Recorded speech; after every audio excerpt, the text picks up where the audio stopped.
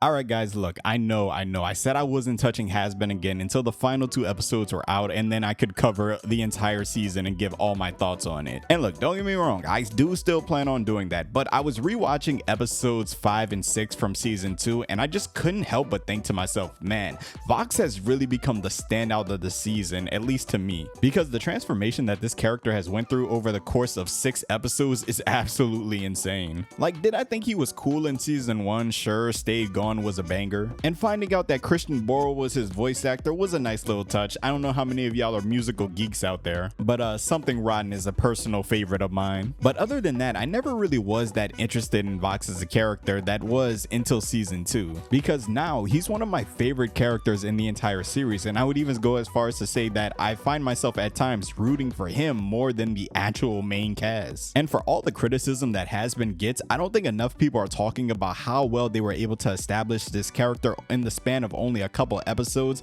to be their greatest villain yet. I doubt I really need spoiler warnings for this, but the main antagonist in season 1 was Adam the First Man. And you know, for what it's worth, I think Adam was actually a pretty good villain, at least for what has been needed at the time. Because from his introduction, he was able to show the audience that the world of Has-Been, specifically heaven, is not the heaven that people think about when you think of the Bible or Christianity. Still, one of my favorite lines from season 1 is, "If hell is forever, then heaven must be alive. Angels can do whatever and remain in the sky," because it highlights in the show Has-Been that heaven is a lot more morally gray than actually all good. And we see this when we compare characters like Emily, who is typically what people would think of when they think of an angel in heaven, and then you look at Adam, who is Adam. Do you know who I am? I'm fucking Adam. I'm the original Dick. And look, I like Adam. I thought he was a funny character. Alex Brightman did a fantastic job voice acting him, but when I really look back at season 1 and I thought about it, there was never really a time where I actually took Adam serious as a villain. I don't know if it was just because of his personality, if it was because they were leaning too much into the frat boy jerk type of character, but despite him literally being like top 5 most powerful beings that we see in season 1, there was never a time where I thought to myself, oh god, Adam's gonna come and smite everyone down, which is kind of insane in retrospect because I literally watched this guy one-shot Alistair and obliterate Serpentius. I don't know how to describe it, but even with Adam doing these things, he never really felt like a threat. Like, it always felt like at some point in time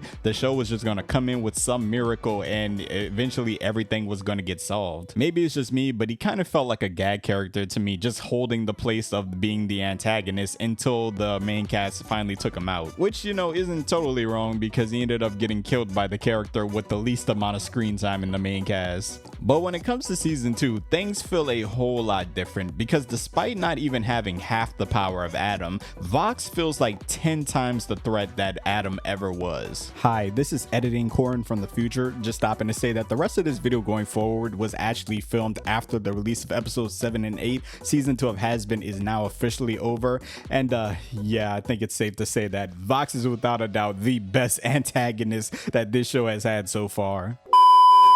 When it was first announced that the V's, but more specifically Vox, was going to be the main antagonist of season 2, I can't say I was the most excited person in the world. Like, all 3 of these characters are interesting in their own right. Well, maybe not Valentino, but you get the point. I mean, last season we were going up against the leader of the angelic army. Satan himself had to come out and stop him. And now we're focusing on 3 overlords. It kind of felt like a downgrade in stakes. And don't get me wrong, Once We Get Up There is an amazing song, probably one of the best songs all season. And while I was listening to it, I was simultaneously bobbing my head and saying that this is the stupidest plan that I've ever heard in my entire life. You mean to tell me that Vox, the media overlord, is somehow going to take on heaven when we literally seen him scared to even go at Alistair in season 1? Yeah, it's safe to say I had a whole lot of doubt, little to no faith. But slowly but surely, this character won me over so fast. For one, he is the perfect counter to Charlie's goal. Now, anyone who sees the show knows that Charlie's goal is that she believes in redeeming sinners.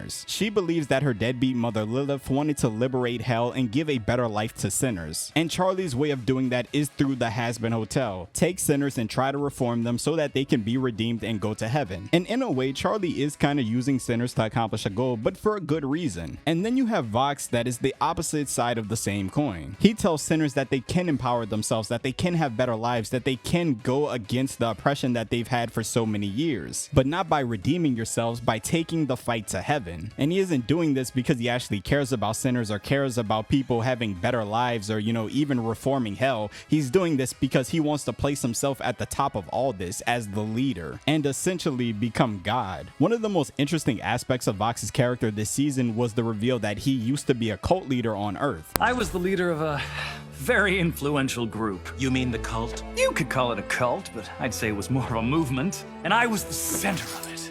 And I swear I'd never felt closer to being a god. And I gotta say, the portrayal that the show put on as Vox as a cult leader and even using these cult-like tactics was so spot on to so many real-life cults and how they actually operate. I mean, when we first find this information out, Vox says that he was a well-known figure that led a popular movement, and Valentino is quick to say, you mean a cult? And that's such a realistic take to how cults operate, because very few cult leaders will ever admit that they actually ran a cult, because the second you admit that the organization that you're running is a cult is the second that your followers realize that the illusion of free will that they have is completely been stripped away from them. In his backstory, we see that Vox was fixated on placing himself on a pedestal like a god. He eliminated other TV hosts so he would be the main one on the network. He eventually killed the network owner so that he could take over the network. And once he had a network and power at his disposal to push out his propaganda, he began to try to isolate his followers, telling them that all other media sources don't want what's best for them, that if they stick with him, if they give him their future, he will give them bigger, he'll give them brighter, he'll give them better. And it all culminates with him surrounded by followers looking to him as if he was some type of deity. I do gotta say, he not goofy as hell though. Like, a TV falling on your head is so anticlimactic. And what's with these overlords and having like these weird sudden deaths after they gain power? Like, didn't Alistair die like a day after he made his deal with Rosie and like somebody shot him because they thought he was a deer?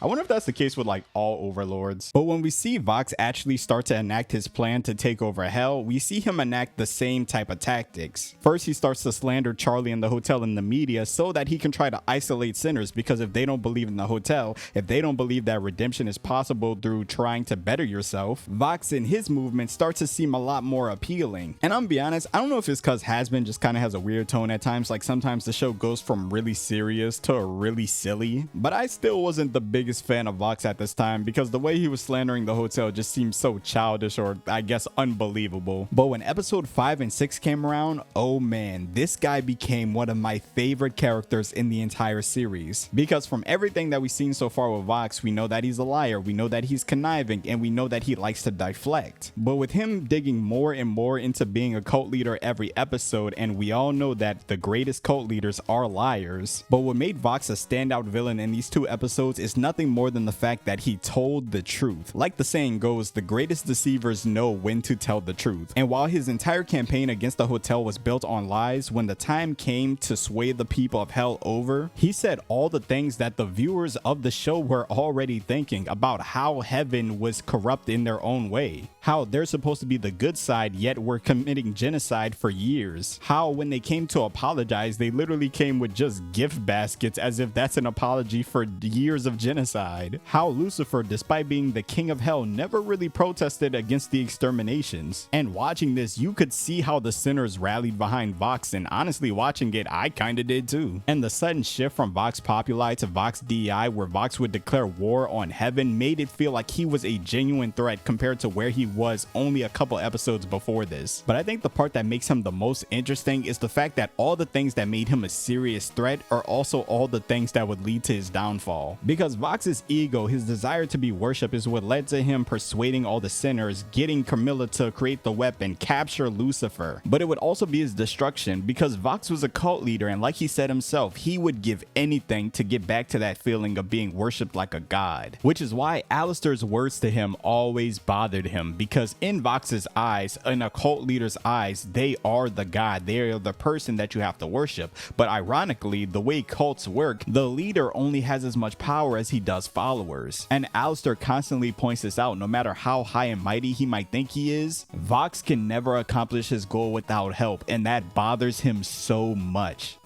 You'd be nothing without those two. You really haven't changed, have you? Still so reliant on all those around you. And this ultimately leads to Vox spiraling, taking the V's for granted, thinking he's more in control of the situation than he actually is, getting out manipulated by Alistair, and eventually getting to the point where he's just completely self-destructing. As long as I wipe that smile off Alistair's fucking face, I don't care what happens. Too bad my boy's big plan would end up getting taken down by the power of friendship, but hey man, what can you do? But regardless, Vox is an amazing character, not just as an antagonist, but all together. And I'm kind of sad that he won't be the main antagonist going forward in the series just because he was so good in season 2, but I have seen interview clips saying that he will still be an important character going forward in season 3, which I love because he was just such a good character in season 2, and I feel like there's still so much depth to his character that we could explore. But let me know how y'all feel about the media demon. Were y'all satisfied with him as the main antagonist, or do you feel like he kind of left you wanting more? He could have been a lot more evil. I got a couple other videos I want to get to over the next couple days, and then I'll probably make the has-been video reviewing season 2 sometime in the next 2 weeks, because I really want to go in depth to this season,